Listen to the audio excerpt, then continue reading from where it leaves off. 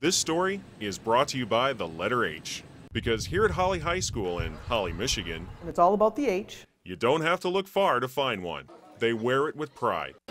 They walk on it every hour in the hallway. This one right here, it used to be part of the hardwood. And if you turn to the right, you'll see the school's Hall of Fame. There's a lot of history in that hollowed corridor. There's little doubt you are in Bronco country. Okay, hold on a second. This spells Broncos? What is this H doing here? And who the H put it here? In 1945, Bruce Dreyer, along with his fellow student council members, decided that it would be important that we have a nickname. So what do they call you guys? Broncos. Broncos, but it's spelled Bronchos. So? And there actually is Broncos spelling in the dictionary with an H. Now my phone here, it thinks we're in Denver because it keeps wanting to spell Broncos the same way the defending Super Bowl champs do. But there is a perfectly good explanation as to why there's an H in the name. I'll let these guys spell it out for you. B-R-O-N-C-H-O-S, Broncos, Holly Broncos, let's go! It's because when you sing a little fight song ditty, B-R-O-N-C-H-O-S, it just flows better with an H than without an H. Bruce Dreyer wanted something unique when he was looking for his school's nickname. Well, what he came up with has been turning heads even in this town for decades. The Holly Bronchos. I think it sounds a lot like nachos. They always say it's Bronchos and I always have to correct them, but it's kind of funny. The H may be silent, H stands for Holly. but their fans are not. I love Holly! Holly is where the heart is. Who's that? That's Abigail Grace Ann Ayers Pavis. This little one is infectious. A little girl whose big name suits her personality. She became Christopher's daughter through adoption, and he says, Grace. Tears started, flowing because it was like, okay, this is all happening. He'd woken up a single guy and had gone to bed a single dad. My heart just, it's like it exploded and it stopped and it was racing all at the same time. At 5 months, Abigail is thriving, surrounded by love and comfort.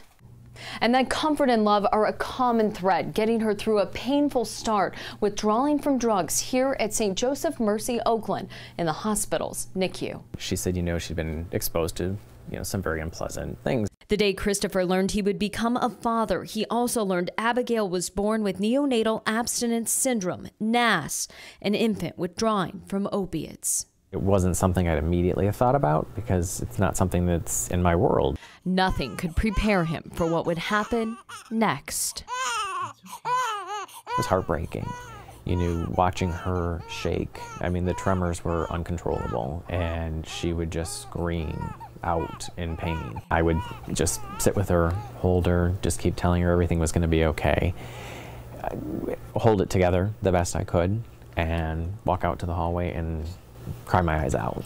Hal Learman is the director of the Cuddler program at the hospital. A group of volunteers started last year specifically to comfort NAS babies. I remember sitting with her 5.5 hours, just rocking her.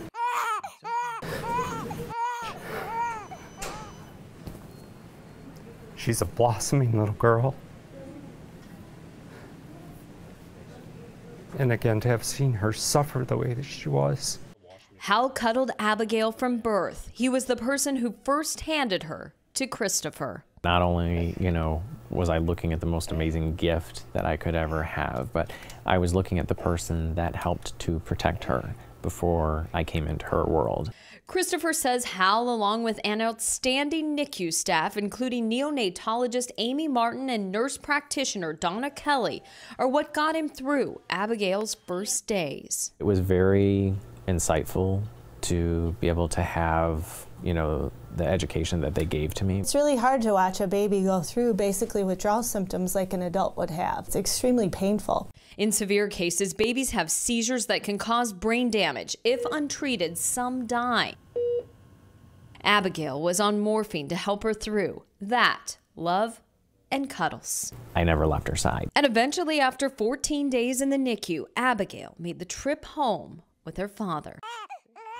But the fight wasn't over. About 2 more weeks of episodes awaited. She was lucky. Some babies can experience withdrawal for months after leaving the hospital. Thank God we are in an amazing situation where she's doing absolutely spectacular. If in a loving and nurturing home, these babies are beautiful babies like Abigail. They turn out just fine. This is a short-term outcome. And greeting the team members who saved her, Abigail's infectious smile shows she's turned out more than just fine. It was a wonderful, beautiful moment. A baby bringing lives together. You're our success stories. I want her to be very proud of where she came from. I want her to know it from me. I want her to know that she's one of the strongest people out there. A little girl already living up to her great big name. Show them who you are. Say, I'm Abigail Grace. Say yes. I'm such a big girl. If we went off the line for any amount of time, the foreman was right after us. They were used to working with men. Well, Flint Bishop Airport unveiling its new Rosie the Riveter statue this morning. The 500-pound, $40,000 piece of art is included in the Automobile Heritage Collection. Rosie is the first female to join. And for one Bad Axe resident who worked on the line building the arsenal of democracy during World War II, this day has been a long time coming. 3, 2, 1, Rosie! I think it's great. She's got a jumpsuit on like we wore, and we always had to have her hair covered. It's wonderful. We had to wait so long for it. I was Rosie the Riveter. I had a partner. I was on the gun, and she was then inside the wing with a bar, and we riveted. Well, we put in 9 hours a day, 6 days a week. Just show up for work. Get up in the morning, go home, take a shower, go to bed, and turn right around and do the same thing the next day. The Rosie the Riveters did a lot more than just show up and do a job. Not that that wasn't a big deal, it was. If they hadn't stepped into the breach and did what they did, we wouldn't have won the war. We were so busy, we weren't, really thinking of anything that we were causing or doing. It was hard and long, but it was worth it. You're welcomed immediately by all the pink and the smiles and all of the women that are supportive of, everybody that's dealt and knows somebody that's dealt with breast cancer. Well, I didn't believe it for a long time because I was 40 years old. It was my first mammogram. I was trying to do everything in a timely manner. That's when you're supposed to get your first mammogram, we were told, and so it was very difficult to accept at the beginning. Just kept thinking about my husband and my 4 children, and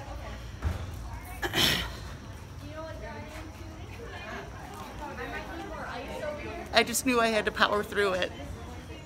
She came over to my house actually, and we sat on my back deck and we cried together, and then we formulated a plan and said, we're young and you've got 4 little kids and this is okay, we're gonna get through this, and we figure out what the next step is. Being with friends and family, teaching my kids how to play, it's a social aspect. We've been on leagues every year together. We're partners in crime actually, and we just have fun with it. Moving on, Freeland's Steve Gale found his calling at age 21. He wanted to be a teacher. That was 49 years ago. Along the way, he found an additional passion as the school's public address announcer. Photojournalist Duff Tyler listened to the voice of the Falcons. Good evening, ladies and gentlemen. Welcome to Freeland High School in the center of the Tri-Cities and the Great Lakes Bay region, and home to our Falcons. I don't even remember which AD it was, but came up to me and said, hey, would you consider being our announcer? And I thought, I think I can do that. And for our Falcons, number 32 in a white jersey, Kaylee Argyle. It's exciting. I mean, he makes everyone feel so welcome. Just the way he announces brings excitement to the gym. One assist to another. Aliska Bucket, Kaylee an assist. We honored him last fall during the winter for 25 years of service as an announcer. I've missed one scheduled game over the years. My granddaughter had an event that she was involved in, so they got a sub for me. Caden Rancher. I think they'll have to carry him out someday. He'll be there till the end. Freeland's an awesome community, and we have a great group of kids here. I always say they're not perfect, but they're darn good. Count it for Caden. I have a saying that I use on Friday nights that everybody quotes me on. It is Friday night. You don't have to go home. But you can't stay here. Good night. Enjoy your weekend.